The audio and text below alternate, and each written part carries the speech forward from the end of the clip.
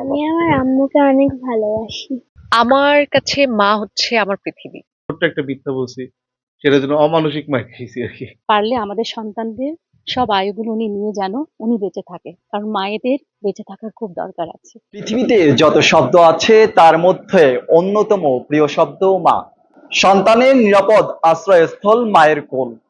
সন্তান শত কষ্ট দুঃখ দিলেও যিনি চোখ বুজে সহ্য করে নেন তিনি মা।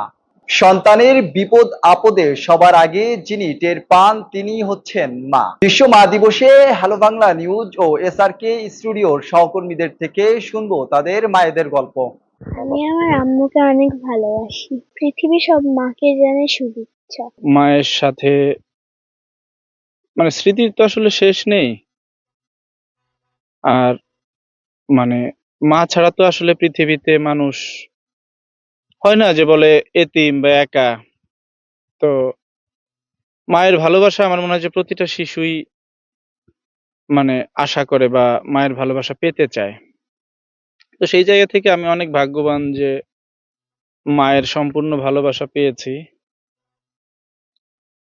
তো মার প্রতি অনেক ভালোবাসা।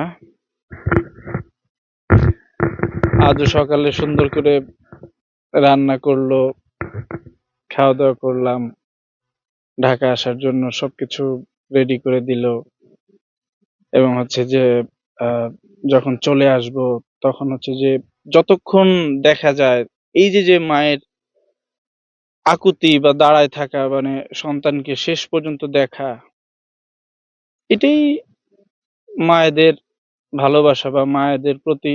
বা আমরাও আমিও চেষ্টা করি বা অনেক সময় যে যতক্ষণ দেখা যায় ফিরে ফিরে তাকাই বাড়ি থেকে আসার সময় মাকে দেখার জন্য। মা শব্দটাকে আসলে আপনি কোনো ভাষা দিয়ে ডিফাইন করতে পারবেন না, এটা কোনোভাবেই সম্ভব না।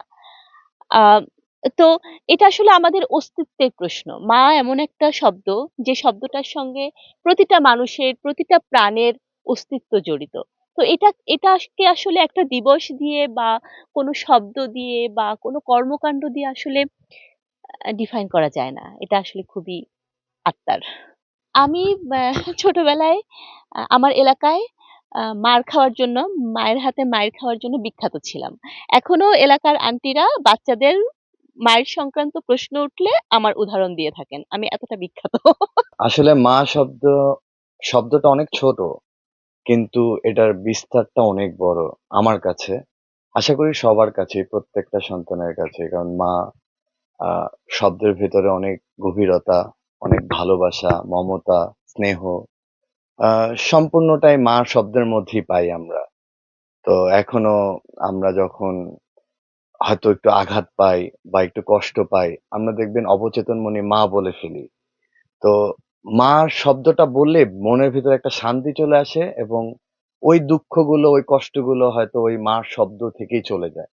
কষ্টগুলো আস্তে আস্তে আমাদের শরীর থেকে রিমুভ হয়ে যায়। তো মার অনেকটা আমার কাছে কাইন্ড অফ একটা মানে ওষুধ, নিরাময়ের ওষুধ। মা শব্দটাই আমার কাছে এরকমই মনে হয়। আমার কাছে মা হচ্ছে আমার পৃথিবী।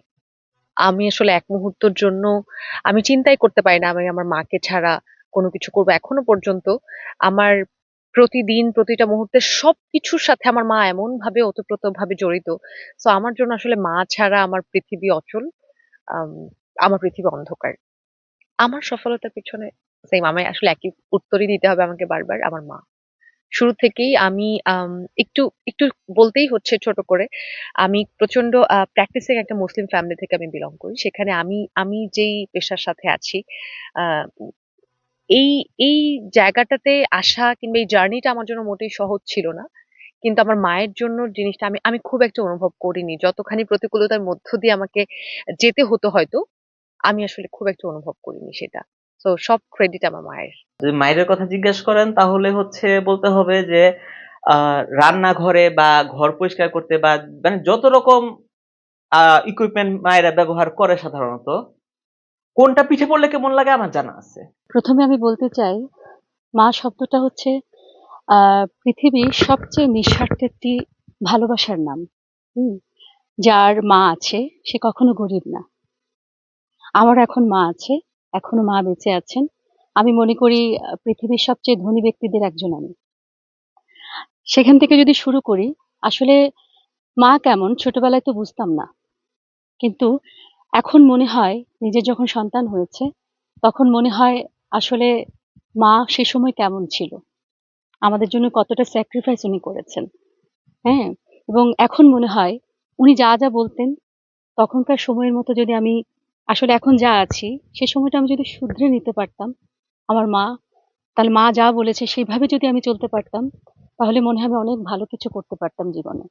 তো আমাদের ১০ ভাই-বোনের জীবন থেকে একটা বছরও যদি আমার মাকে দেওয়া হয়, আমার এই বৃদ্ধ মাটা আরো হায়াত পাবে ইনশাআল্লাহ।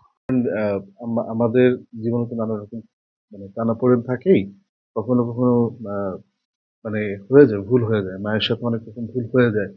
যেমন কাজের ব্যস্ততার কারণে বা এখন নিজের একটা সংসার আছে, তো নিজের ফ্যামিলি, ওয়াইফ, বাচ্চা, চাকরি জীবন সবকিছু মিলে এত ব্যস্ত হয়ে গেছি, তো মায়ের সাথে এখন রেগুলার কথা হয় না বলতে এরকম যে মা যদি নিজে থেকে ফোন না দেয়, তাহলে আমার আসলে কথা হয় না।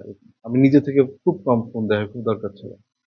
তো একটা একটা জিনিস সত্যি যে আমার একটা সার্টেন এজ পর্যন্ত আমার বেস্ট ফ্রেন্ড বলতে গেলে আমার মাই ছিল। তো সেই জায়গা থেকে একটা দূরত্ব তৈরি হয়ে গেছে। সেই দূরত্ব কিন্তু সময়ের কারণে, মনের দূরত্বটা নাই, ওইটা আমি ফিল করি। কিন্তু আম্মা বা আমার মা আর কি কতটুকু জানেন বা বোঝেন জানি না, আমার উপর হয়তো তারা অনেক রাগ আছে এখানে যে ছেলে এখন দূরে দূরে সরে গেছে। আসলে দূরে সরে যায়নি, সময়ের কারণে, ব্যস্ততার কারণে, পারিবারিক হোক বা যে কোনো কারণে হোক, কথা কম হয়, এটাই। কিন্তু তাকে আমি মিস করি, and তাকে আমি খুব ভালোবাসি, এটা সত্যি।